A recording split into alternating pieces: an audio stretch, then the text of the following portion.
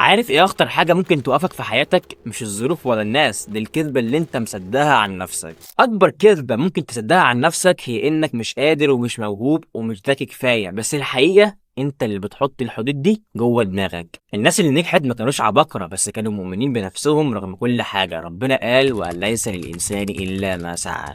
يعني مفيش حاجة اسمها مش قادر، في حاجة اسمها أنا ما اجتهدتش كفاية. في شخص كان دايما فاكر إنه ضعيف، كان كل ما يحاول يبدأ حاجة جديدة يقول لأ أنا مش قدها، بس لما وقف ساعتها وقال لي لأ واكتشف إن الخوف كان في دماغه بس، ساعتها قدر يعمل اللي كان فاكره مستحيل. هنري فورد قال حاجة جميلة جدا: إذا كنت تعتقد أنك تستطيع أو تعتقد أنك لا تستطيع فأنت على الحق. واوعى تصدق اي حد يقول لك مش هتنفع، انت الوحيد اللي تقدر تقرر ده كويس جدا، لان your only limit is your mind. حدودك الوحيده هي دماغك. السؤال هنا: امتى اخر مره كنت فاكر انك مش قادر وطلعت غلطان؟ واخيرا لو حاسس انك مستعد تمسح الكذبه دي من دماغك وتبدا صفحه جديده، فاعمل لاف فولو، لان الريز اللي جاي هتعرف فيه اللحظه اللي فعلا حياتك ممكن تبدا فيها بجد. خليها تكون البدايه، والبدايه الحقيقيه.